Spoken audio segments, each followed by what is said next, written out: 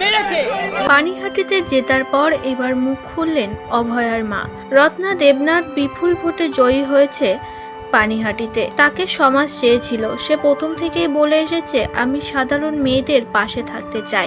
আমার মেয়েকে যারা হত্যা করেছে, আমার মেয়েকে যারা মেরেছে তাদের আমি কঠিন শাস্তি দিতে চাই। গতকাল ভোটে জেতার পর তিনি একটি পডকাস্টে বলেছেন, মমতা ব্যানার্জির চুলের মুঠি ধরে নাড়াতে চায় এবং তার আগামীতে জায়গা হবে জেলে।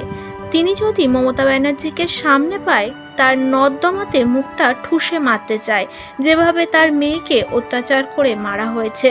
ওনার সঙ্গে দেখা হলে আমি ওনার চুলের মুঠি ধরে ঘুরিয়ে দেবো, যেমন আমার মেয়েকে চুলের মুঠি ধরে ঘুরিয়ে মারা হয়েছে। এরপরে মমতা বন্দ্যোপাধ্যায়ের জায়গা হবে জেলে। জেলে ঢোকাবো, না হলে নর্দমায় ফেলে আমি পিটিয়ে মারবো। চোরের রানী, তোমার রাজনীতি শেষ, তোমার দুর্নীতি অনেক করে নিয়েছো, তোমাকে চোর সমেত সব জেলে ঢোকাতে চাই।